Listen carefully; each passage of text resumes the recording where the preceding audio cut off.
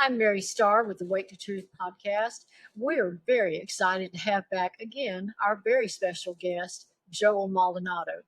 No doubt you remember him. He has been on with us many times in the past. He is a retired Border Patrol. He was retired after 28 years as an agent. He wrote a book called The Binding Oath, and now he has written a new book called Life, Liberty, and Political Happiness. A new book. Mary, first of all, thank you so much for having me on. This book, Life, Liberty, and Political Happiness, is a book. The main theme is essentially, what the title says is to be politically happy. There's some inalienable rights that are given to us in the U.S. Constitution, inalienable rights that come from God and God alone, and that is life, liberty, and the pursuit of happiness. So I had fun with it, and I kind of turn that last one, play with words, and turn it into political happiness. Because in this day and age, there are so many unhinged, unhappy people out there because they don't get their way politically. And we're seeing it way too much. And we just don't see it. We don't see the civility that we once had in our political discourse. There was a time when people could disagree but still be friends. And now there's people like just that refuse to be friends with somebody because they think for themselves or they have their own opinion. There is just it's gotten out of hand. But the main theme is that all this is happening because people are not politically grounded. They do not have strong principles in what they so-called believe. They claim to believe these things and espouse these things and stand up for let's just say for Democrat principles or whatever it is they stand for. But I would submit to you that they are not grounded in those principles, because if they were, they'd have no problem with people disagreeing with them. I am so grounded in my principles that I don't feel anybody is a threat when they disagree with me. Sure, I may think they're wrong. Sure, I may think they're idiots. Sure, I may think that in many ways don't have the love for this country. But that is just goes with disagreements. I'm not going to wish them harm or try to hurt them or even unfriend them on Facebook. If they're our so-called friends, why would you unfriend somebody just because they're thinking for themselves? Now, there are people that are trolls and deserve to be unfriended. They're always just living to make your life, miserable as possible because they're miserable. And in the book, I focus on autophobia. Autophobia is an actual recognized psychological term, which means self hatred. These autophobic people that I mention in here are the same deranged people that I mentioned time and time again in this book. And I try not to say people on the left or people on the right. I just try to keep it equal because you see it on both sides of the aisle. Let's be honest. So I don't want anybody thinking that this book is just attacking one side. I'm being fair throughout, criticizing both sides. If you're truly grounded in principles, then own them and stand by them and defend them. But don't do unhinged things. Why are you going to make TikToks of yourself crying like an idiot, blubbering and saying that you're not going to have sex with your man because a man was elected? We see it time, and I use numerous examples time and time. This book was fun to write, Mary. It was so much fun to write.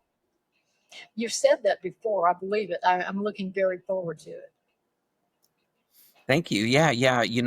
The first book, The Binding Oath, I wrote, as I've told you many times before, I wrote it. It was almost like a therapy for therapeutic reasons. After 28 years, I retired, and I felt like I had to say what was in my heart because it was all the treason that was going on by Mayorkas and the gang, and Biden to have open borders. So I almost felt like it was my duty to write that, and also as a therapeutic, in selfish ways, it was a self-therapeutic type thing. But this book, it was just something that I saw a need to write, but it was also, I mean, it was just fun to write. It was fun it is as my first book, even though it was a serious topic, You know my humor. I like to interlace it throughout every single chapter. And it's a nice, fast read. It's only 11 chapters. Every chapter is a principle that is ingrained in me. Now, are my principles better than yours? Are they better than somebody who disagrees with me? No. But I'm saying that this is why I believe this way. And I'm not threatened by you when you believe a certain way. But I do ask the question, why do you? Why are you threatened? Why are you so scared? But Mary, again, back to the theme, autophobia. It's these people that hate themselves. They hate our country. They hate our heritage. They hate our history. They hate our culture. They hate our patriotism, our exceptionalism. They hate everything about our country. And since they hate this country, they hate themselves. They hate their religion. They hate everything about this country. And there is no other explanation. There is no other explanation but autophobia. And autophobia is based on the fact that they're so angry that you don't agree with them and that they're willing to hurt you or damage your property or riot all hours of the night. The fact that people are willing to do that shows me that it's never about principles that they had. It was never about grounded principles. It was always about control. They are despots. They want to control you and they throw fits when you think differently. There is no other explanation, Mary. Can you think of something? I mean, honestly, you have your principles, you have your firm beliefs, right? And I trust that you're politically happy. And I also trust that you're happy in your political skin. So, with that being said, if you truly are that way, you have no problem with other people believing the way they do. When Biden got elected, I wasn't happy about it, but I certainly didn't go off threatening to move out of this country or any of the stuff we're seeing, unhinged stuff we're seeing today. Totally agree with you on that. So, in the book title itself, you use the phrase poverty grown constitutional principles. What do you mean by that? Yes, that's the subtitle of my book, the Poverty Grown Constitutional Principles. It's exactly that. It's my experiences. I write about my experiences of growing up poor. I'm not saying that my ways of thinking are superior because I grew up poor, but I'm saying that there's many ways to gather what you believe. It's because of your experiences. Since I grew up in poverty, I kind of take a not a woe is me approach, but I take a more of a just hilarious stories of growing up in poverty. So I believe certain ways, and they're solid.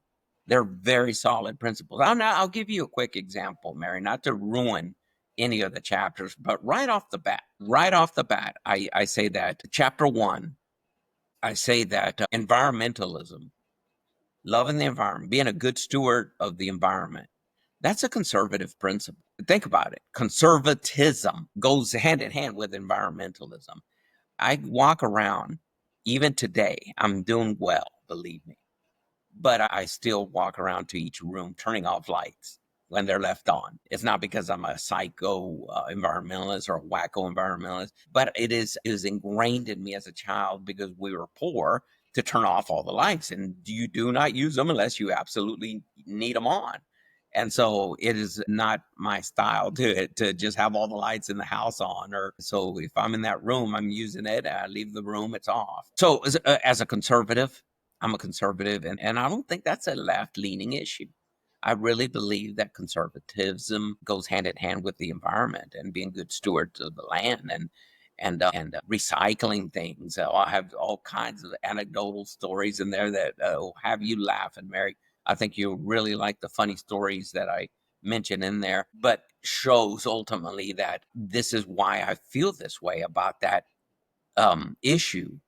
And I'm not going to, for example, I am not going to chain myself to a tree to prove that point. I am not going to go blow up a Tesla to prove that point. I Right. personally, I always recycle. I always turn off lights. I'm very cognizant of the environment and things, saving. Maybe part of it is being frugal from growing up poor, but that's the way I was. It was ingrained in me. Those are my principles. And like I said, when somebody litters or if somebody is wasteful, it's not a good thing. But I'm not going to go them or hurt their property. Does Sure. that make sense? I mean, if you truly are an environmentalist, you're ingrained in that, and it's you, and that's your lifestyle, and you try to spread the word on how this is a good thing, but you don't resort to that kind of ignorance and unhinged behavior. So, what are the main genres of this book? Okay, the genres, obviously, since it's all my experiences growing up in poverty, it's the first one is an autobiography, which most of the humor comes from there, and then the second one is constitutional law because of the play with words of life, liberty, and political happiness. It's very constitutional because everything that I say in there, every principle that I mention in every chapter, has something based on the Constitution. As you know, I'm a constitutional nerd, Mary. So I always like to go to the Constitution and talk about why these principles are adhere to constitutional values. And so constitutional law is the second. And the third one is faith and spirituality. Because growing up poor, you learn to be closer to God, and so there's a lot of faith Okay. oriented examples in this book. And I think part of it, a lot of the Christian principles of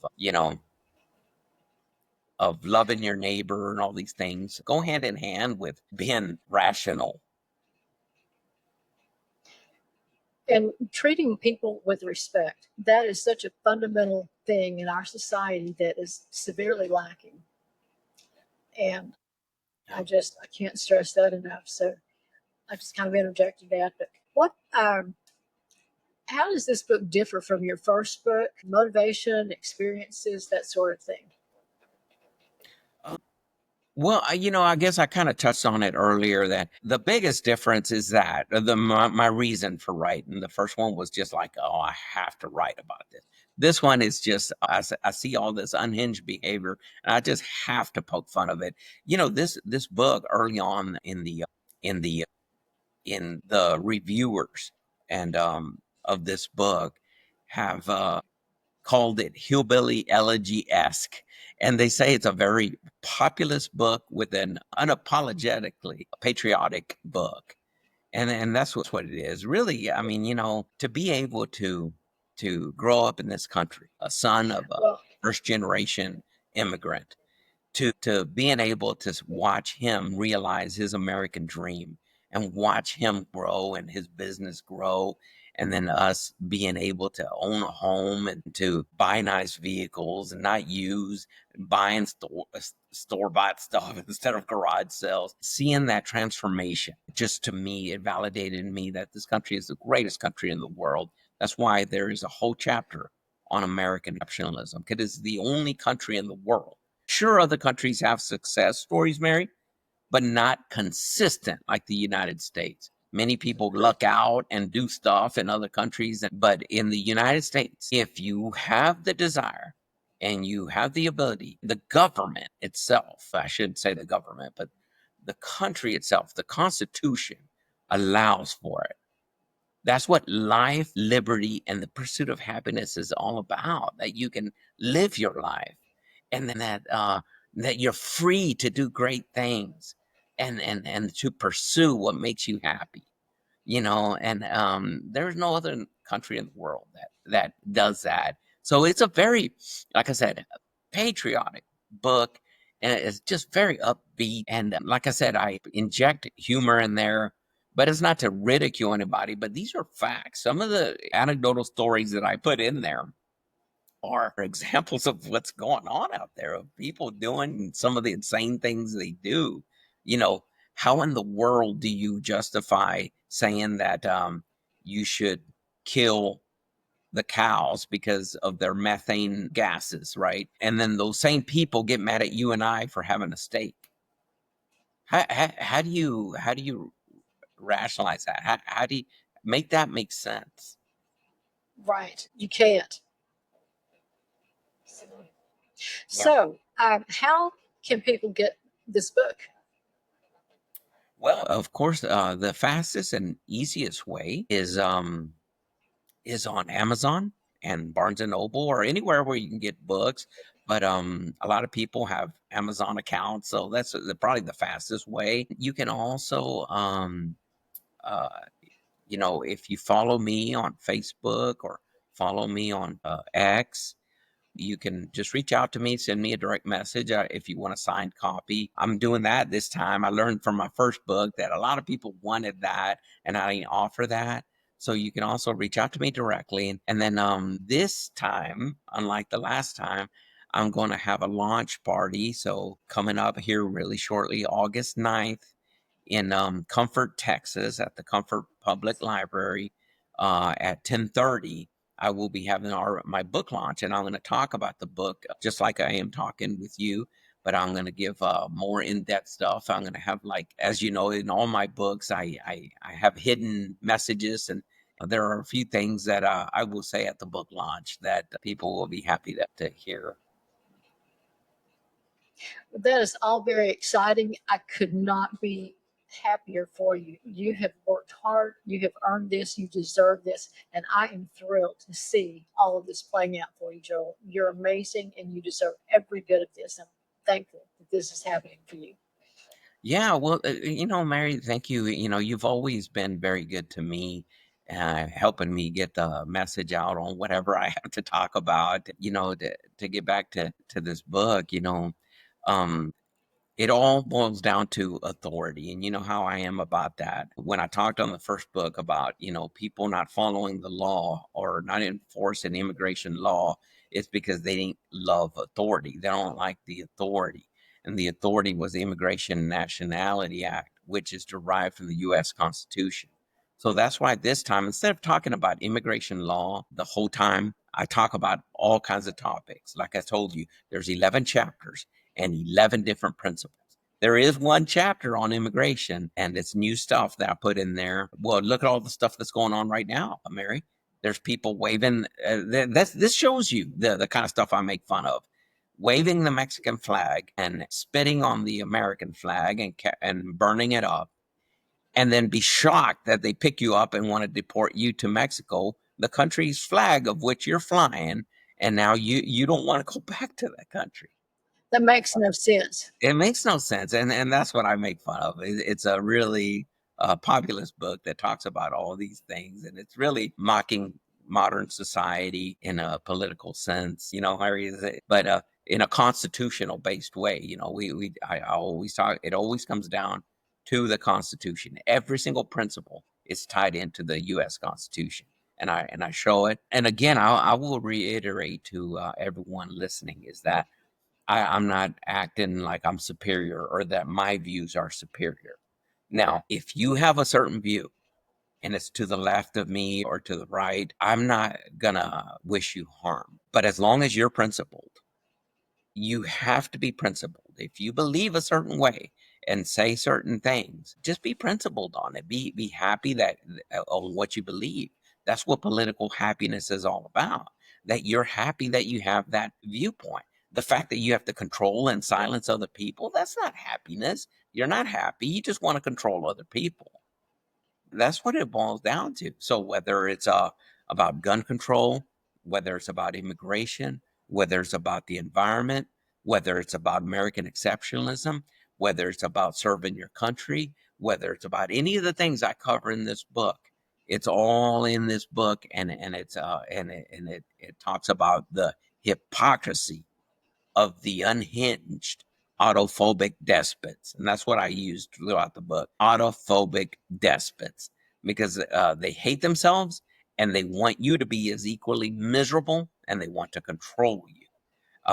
And one of the villains, I'm not going to spoil anything, but one of the villains is, of course, the government. And that's why there's a whole chapter on laissez faire, which is the simple theory of less government, keep the government out of our business, let people. And I talk about time and time again my parents, my dad, and how he was able to succeed in life. And it's not because he went running to the government for a bailout or anything. He just did his own thing and succeeded We sacrifice quite a bit just to get that. I detail that in the book about the sacrifices, because nothing in this world is free. Nothing. Nothing. I mean, I've seen your podcast just grow, Mary, and it was like, but you started off doing the best you could, but just a prayer, and and you did your best. But now look at you. I mean, it gets better and better with each show, and that's because you're tenacious and you have principles and you stand by them and you're firmly grounded on those. So, but you don't have to apologize to anybody. But but the people that do need to apologize are the people trying to silence the other side. If you disagree with me, I'm not going to silence you. But let's have a healthy debate about it. Well, thank you very much. I appreciate you giving me the opportunity of being the one that you launched this book with. That was quite a privilege and honor, and I appreciate it, and I thank you for that. Well, Joel, this is very exciting because this book has been released and it is available for purchase at this time. Yes, Mary, Correct. and absolutely go get you a copy, and I think you won't regret it. All right. Well, we will be putting all of this information in the comment section below the video. And again, we wish you all the best on this. I can't wait to get my hands on it. So thanks again for coming on with us, and we'll see you soon. Thank you, Mary. Thanks for watching the Awake to Truth podcast. Visit our website at awaketotruth.org and connect with Mary Starr on X at awaketotruth_ and on Rumble at Awake to Truth Ministries. The Awake to Truth podcast, a beacon of hope in a world shrouded by shadows.